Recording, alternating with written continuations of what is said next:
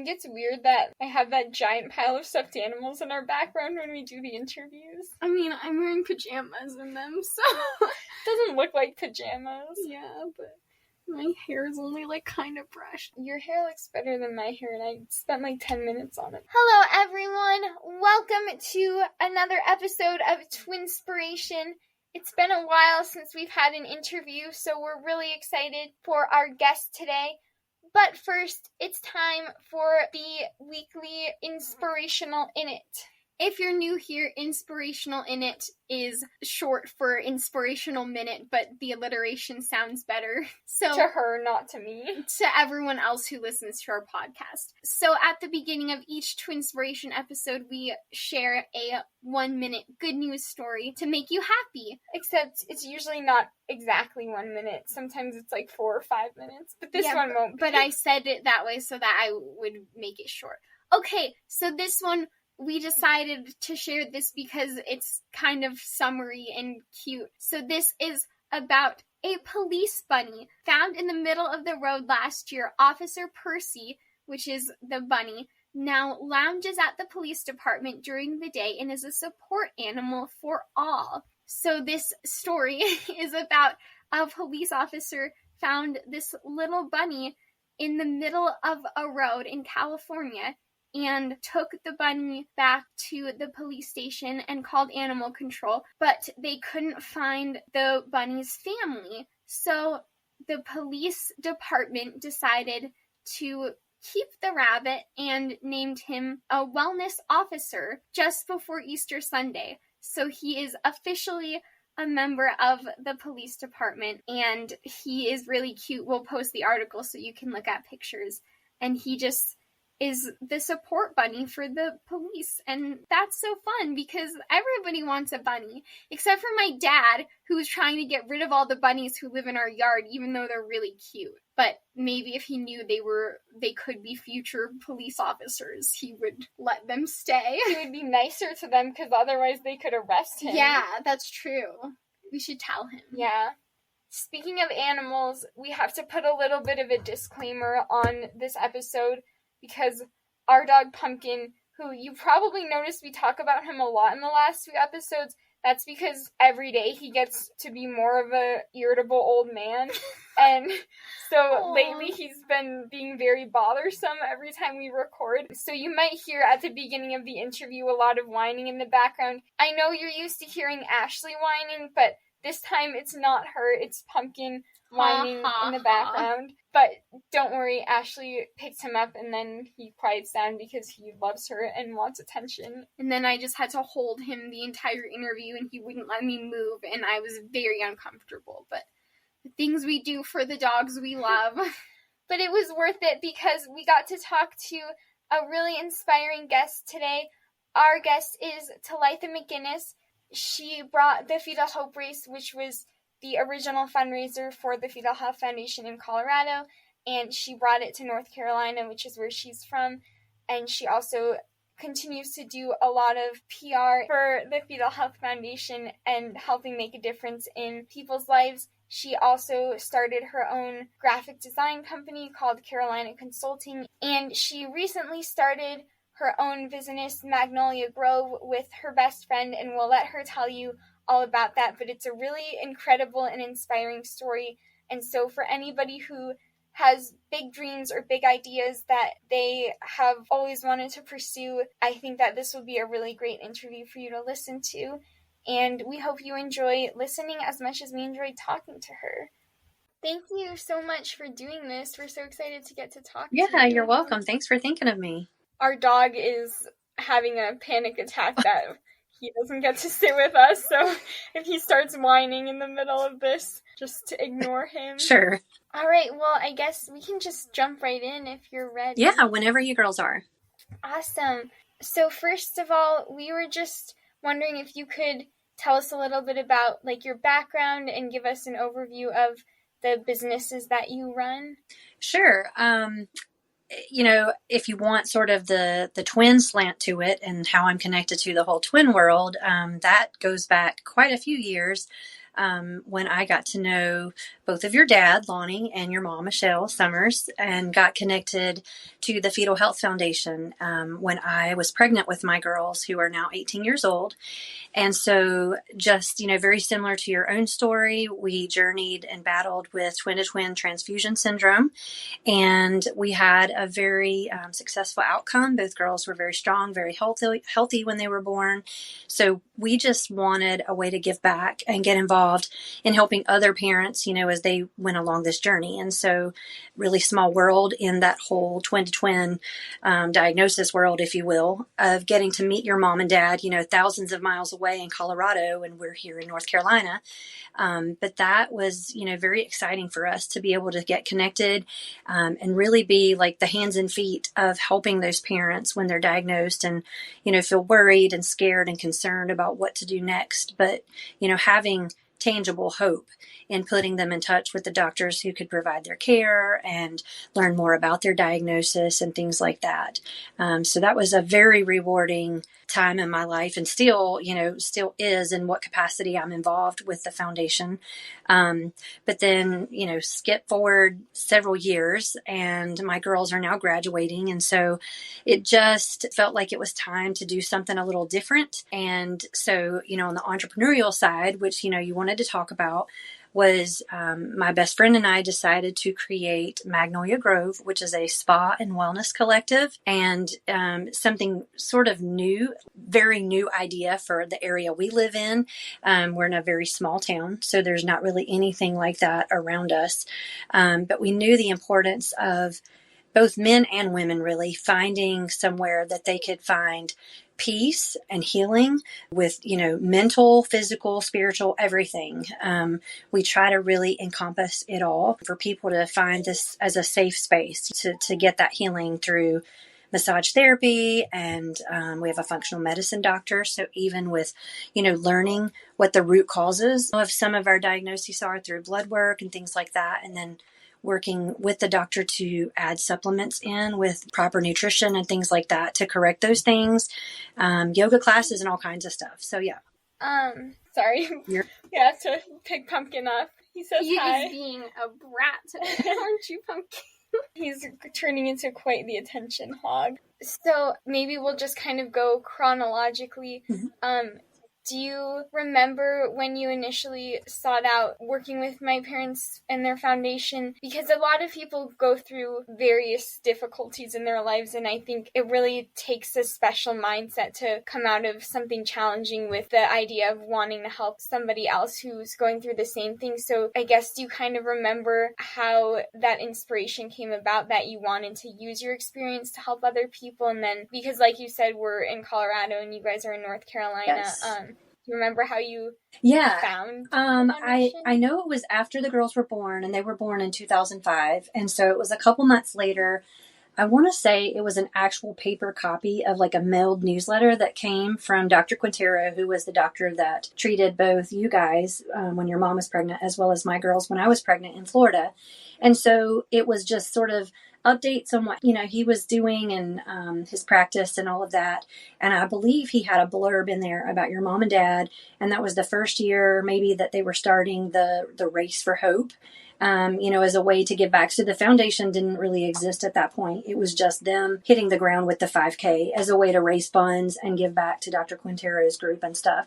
So I remember emailing your mom and dad at that point just to see how I could get involved, how I could help and maybe branch out. So the first step was really bringing that race to North Carolina. And so that was our first step, even before the foundation existed, which was really awesome. And so I believe we had our first race like that October or November timeframe. So my girls were maybe 8 months at the time, something like that. So they were still pretty small when we did our first race. And we carried that race here in the Charlotte, North Carolina area for a number of years. But somewhere in the middle of all that, your mom and dad created the actual Fetal Health Foundation. And so we got more hands-on with getting the word out about what these various diagnoses were and the fetal treatments and doctors who could provide that care. So that was a big push, was to obviously increase awareness around what it is and then who can help, just to get these parents and families into the right hands. Before you decided to bring the race to North Carolina, were you interested in running at all? Like, did you have any idea how to put on a race, or was it all new to you? That was completely new to me. So I was not a runner. I didn't know much about the running industry at all. I don't even know that I had ever run or walked a 5K or anything. So just the running aspect alone was completely new to me, but especially, hosting the event and putting on an event of that magnitude was completely new. So just learning how to make those connections in the community and reach out and get sponsorships, and then obviously spread awareness to promote the event, to get participants actually to show up, which honestly was a really cool thing, because, the more we did that, you learned about other families who had been diagnosed as well that we never would have met or known otherwise, had we not done that event. So that was really cool to just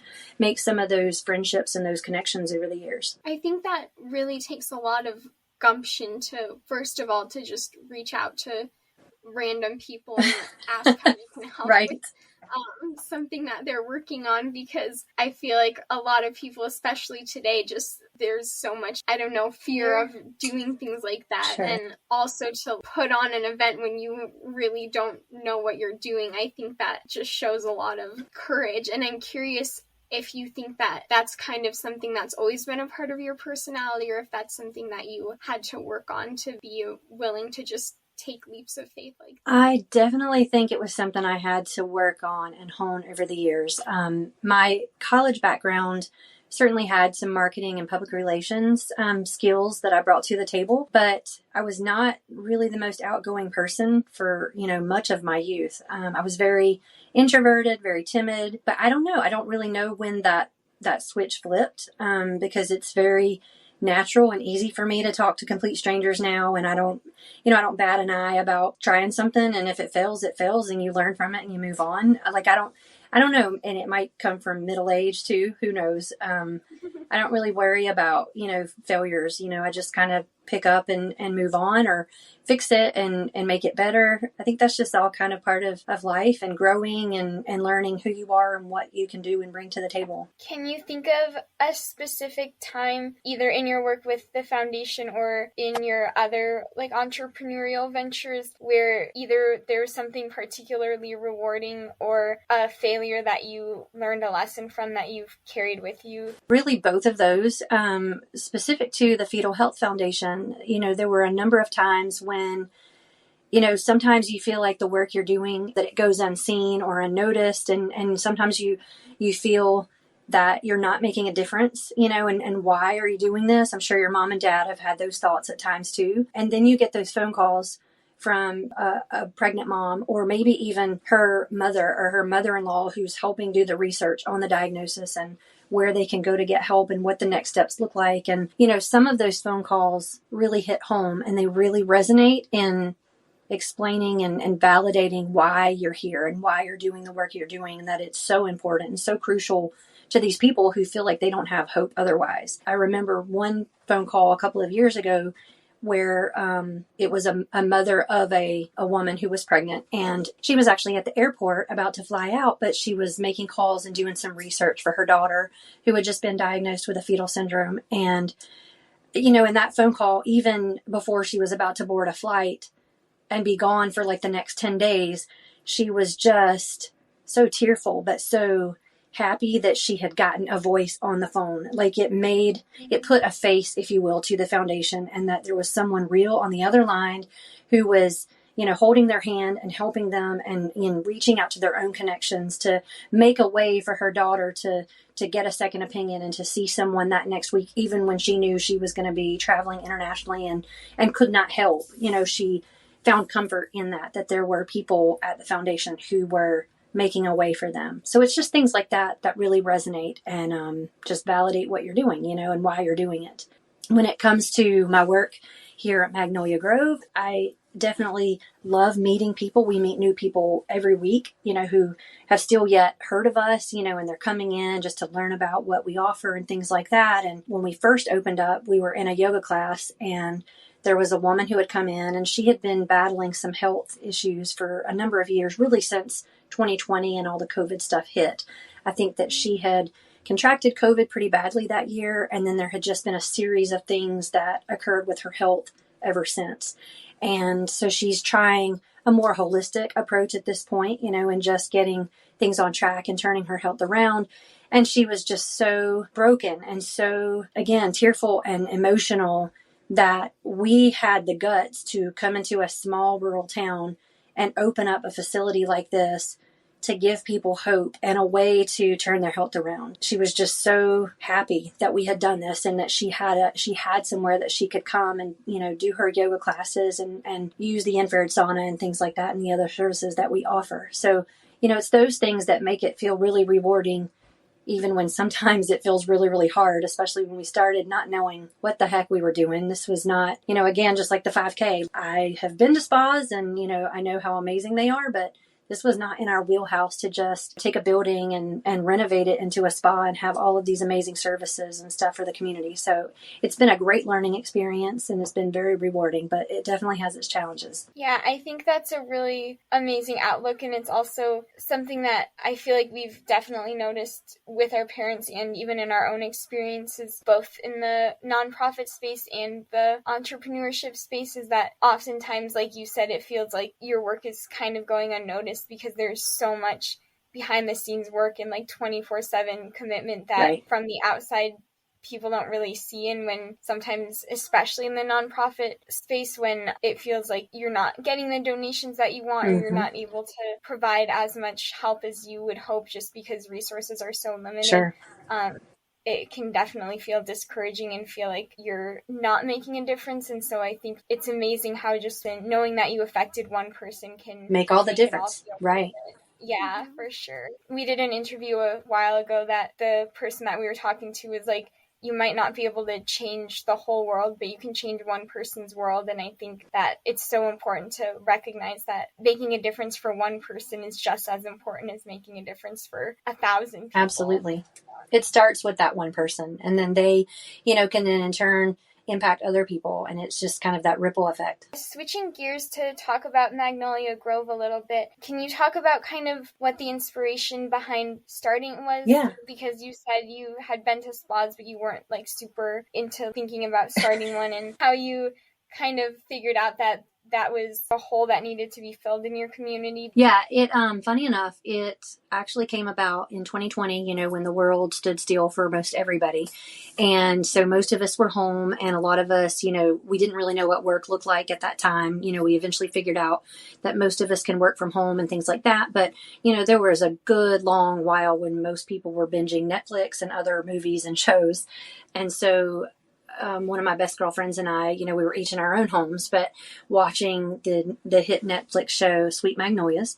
And in one of the first episodes, the girls, they're lifelong friends, and they go in together and they buy an older woman's house in the town, and they decide to turn it into a spa. And so, it was just kind of a joke at that point that, like, how fun would that be to do something like that? But no real thought or anything around it until, I guess, skip ahead summer of 2022. It was actually last June when my sister texted me that my brother-in-law was about to close on a historic home in the downtown area where I grew up, and it would make the perfect place for the spa that my friend Kristen and I had talked about. And literally, I think the next week was the week of July 4th. My brother-in-law closed on the property, and we filed for our business license with the state. And then 12 weeks later, we were open for business. So it went really fast from literally like just a little thought 2.5 years ago to come to full fruition. And we're open for business, and people are coming in. So it was nervous. It was exciting, but it's been, like I said, it's been very rewarding. That's amazing. When you got that text about the house, how did you make that decision so quickly and be able to kind of trust in the idea and take that leap of faith? Yeah, well, honestly, like I said, I'm at a place in my life where I don't shy away from ideas and things like that. And, it just seemed like something really fun to do. I like to kind of take challenges head on. And so, after my sister told me that, I think within a day or two, Kristen and I met my brother-in-law at the property just to kind of take a walk through the space. And when I say historic, we knew that it was like late 1800s, a brick home, but we had no idea what it was going to look like on the inside. Thankfully, there had been more recently, as of like a couple years ago, there had been like an insurance business and they had taken pretty good care of things. So, like the bones of the home are very historic, but everything was in pretty good shape. So even with regard to renovations, we certainly repainted the whole inside. We repainted, we actually painted the brick on the outside to give it a whole new, more updated look while respecting sort of the aesthetic of the historic piece. But we ripped all the carpet out where there was carpet in rooms, and we sanded and resurfaced all of the original hardwood floors. So people come in here and they love the look and the feel of it, but they automatically know like they're still in a historic home. Like they love that we were able to merge the two, if you will. It was really important for us, obviously being a spa and a wellness center, to make it very calming, very welcoming, but very bright and airy. So, most of our decor is white or cream. We've got a lot of plants throughout our space. That was another big piece, was to have a lot of plants. Mainly all of them are living, and we were a little nervous about that. I love plants, but when you're in a space as big as this is, just making sure that you don't kill anything off. So we have been very lucky that, all of our trees and plants we've had inside have done really well and have flourished with the business. So it has been really cool with that. The other thing to note about how we kind of pulled it all together, we've said from the very beginning that, on a spiritual side, we really feel like God is in our story. Like He has orchestrated like every piece of our puzzle to make this all happen the way it did and how quickly it did. We did not, when I say we, it's Kristen and I, we own the Magnolia Grove name and the brand. We are basically like the landowners, if you will. And so we rent out the rooms to various other women-owned businesses. So we don't have any employees. Which is another big piece of who we are. We love to support small business, but specifically women in business in our community. So in Magnolia Grove, Kristen and I are able to support 8 other women-owned businesses. And so whether it's the massage therapist or our mental health counselor, the Grove Juice Cafe that is in our front room, they serve made-to-order smoothies and cold-pressed juices that they make at their own commissary. All of these are women-owned businesses. And so that's a really cool part of who we are and sort of what we prioritize. In fact, we are about to announce the winner of our first ever Magnolia Grove Scholarship. And so the deadline for that was last Friday, and we are going to be awarding a scholarship for $500 to a girl who is a senior in high school and is about to graduate, who is going into one of our community colleges for something in the wellness industry. So, again, we're really excited to give back in that way, but to support another girl who will become a woman working in our community. So we're actually going to be awarding that probably next week. So we're excited because that, again, it's our first time ever doing that. And we haven't even been in business a year yet. We actually opened in September. So we're still kind of inching closer to our first year in business, but things have gone really, really well. And the community at large has been very receptive to who we are and what we bring to the community. We love to not only obviously offer, the relaxation and the healing side of, the services for massages and facials and things like that, and the sauna and foot soaks, but another priority that we have is through our education and information classes. Like I said, we do offer yoga classes and bar classes for the exercise side of things. But we had a lady who lives in our community who came in last week, and she taught a sourdough bread making class. So there were about 15 or 16 women, from the community that paid to come and learn how to make, sourdough bread at home. And so they all went home with their recipes. They went home with their first loaf to put in the oven and bake, with their starter to continue it, things like that. We've had, like, our functional medicine doctor has done some nutritional kind of seminars. We have a sound bowl therapy class that will be next Thursday, actually. And so it's these 2 women that own this business, and they're certified in sound bowl therapy. and they are going to basically, everybody lays down on a yoga mat and you literally just take the best hour nap of your life, just kind of listening to these sound waves and how they, how you feel them throughout your body and all that good stuff. So it's really cool. We really try to offer all kinds of things. We've got a physical therapist who's coming in to talk about pelvic floor health.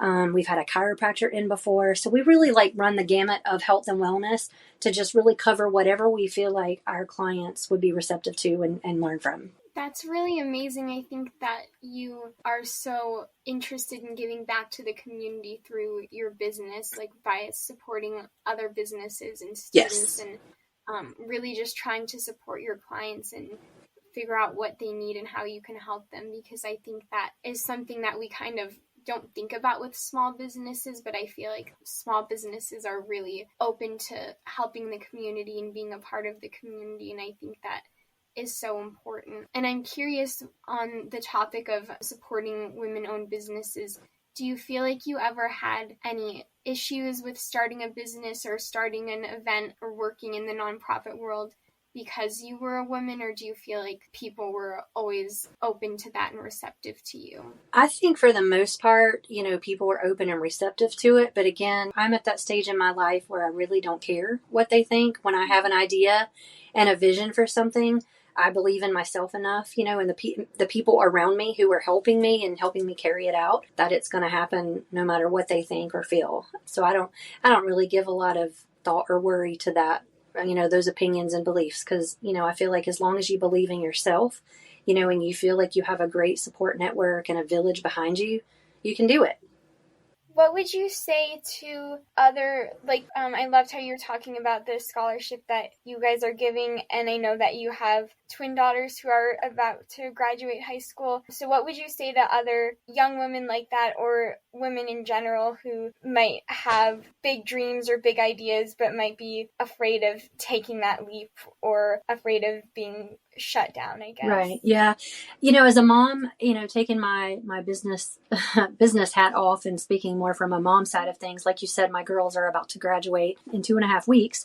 And one is, she's been accepted to a 4-year college and about 3.5 hours away. So she'll be leaving in August for that. While my other daughter is just not really sure what her path looks like right now. And so, she's struggling a bit more with just, what that next step looks like. I've told them for a long time now, you're approaching graduation. And when graduation comes, things do change. Expectations change. You don't have the next year of school to plan for, or that schedule to plan for. Certainly college is similar in that regard, but it's wide open for you. You can be anything you want to be. Even if you start college or you start, a job or down a path thinking you might like something or be interested in it, you might learn that it's not for you. And that's okay to pivot and, try something new or start over.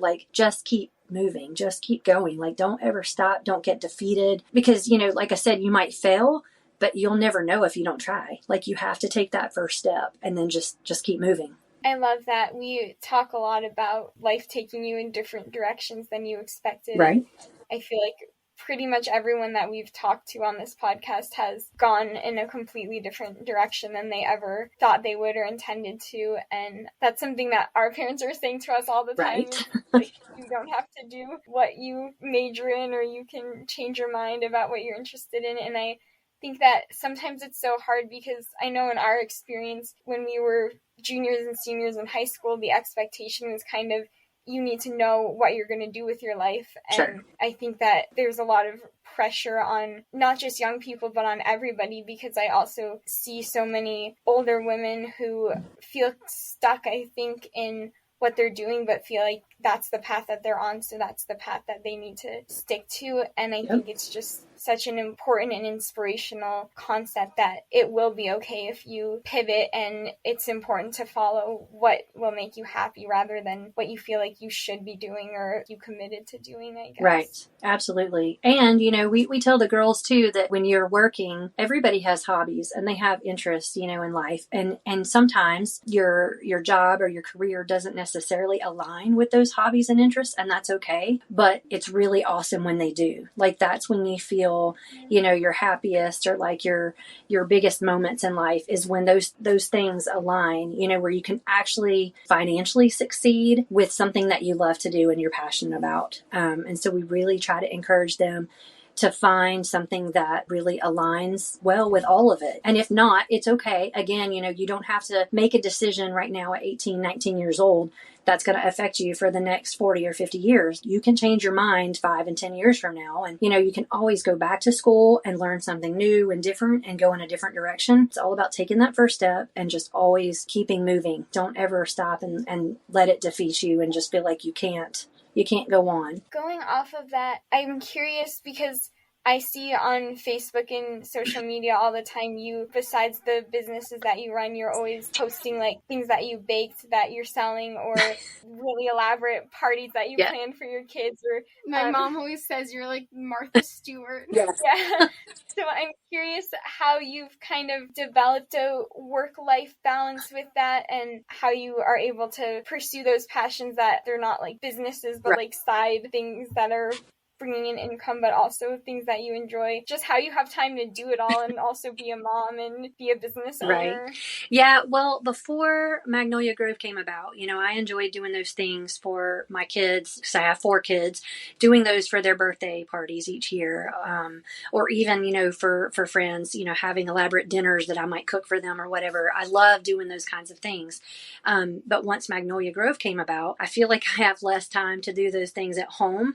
But the really cool thing is it aligns really well with Magnolia Grove because we do host a lot of events here. And so now I'm able to bring in that creative side that I love so much to decorate and plan for we had a big farm to table fundraising dinner last November. And that was our first big fundraising event where we were able to donate to a local grocery store in our community that they cater to the food insecure families in our community. So their pricing structure is on a tiered level. So anybody can shop there, but it's just kind of based on like a trust system that, if you make X amount of money a year, then you would agree to pay for your groceries at this range, the highest range, if you will.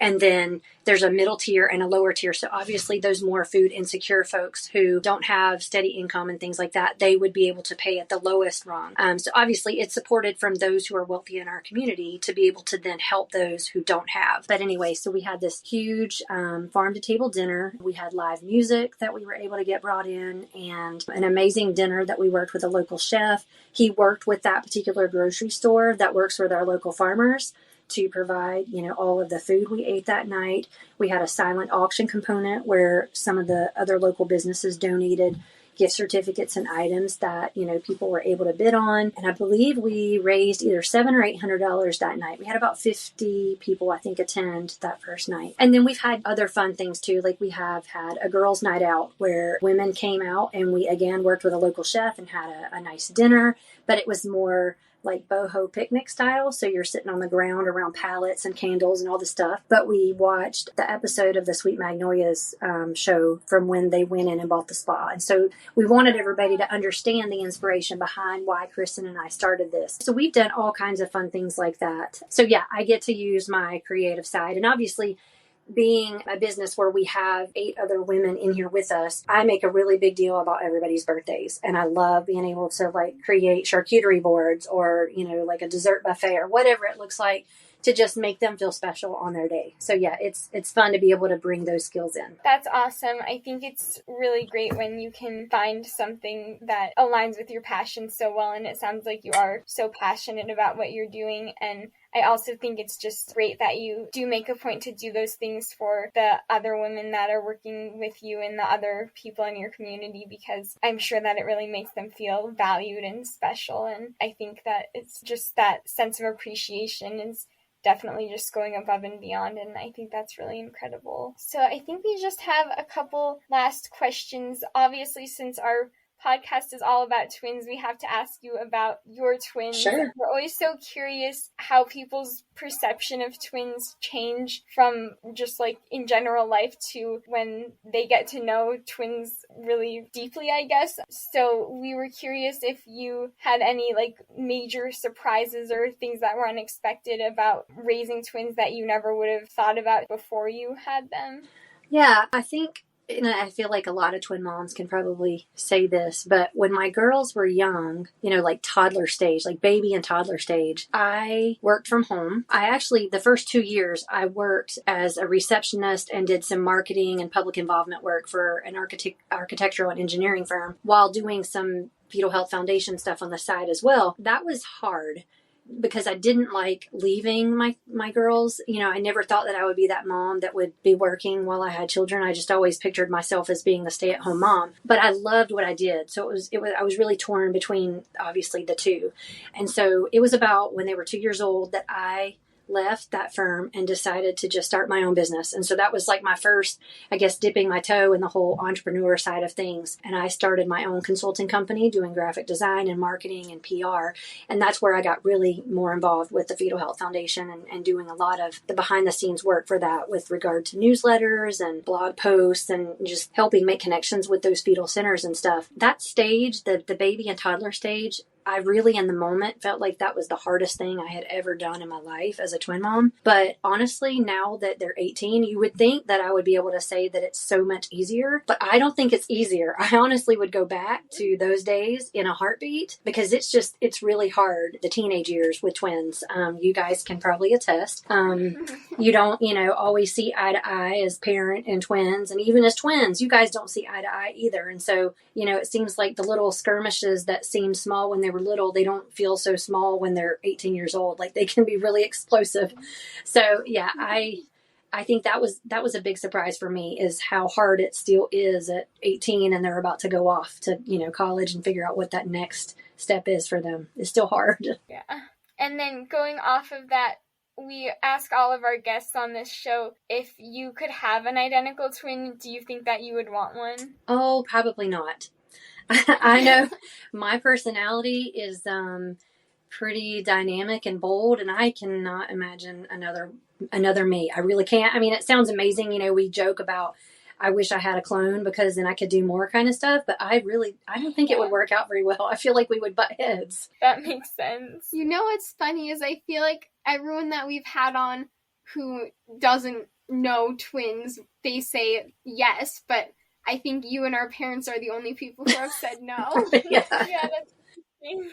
Yeah. Anything that you want to share or last thoughts you want to say? I think we covered most of it. Like I said, talking a lot about specifically women and having big dreams and stuff, just go for it. Don't hesitate. Rely on your support network in your village to, help you through it and talk through things. But, you won't know if you're going to succeed or not until you give it a try. I love that. Well, thank you so much again for doing this. It was great getting to talk to you. We wish you the best of luck with Magnolia Grove and with your daughter's graduation and everything, and can't wait to see what you'll be doing next. Yeah, awesome. Thank you, girls. Have a great rest of your day. You too.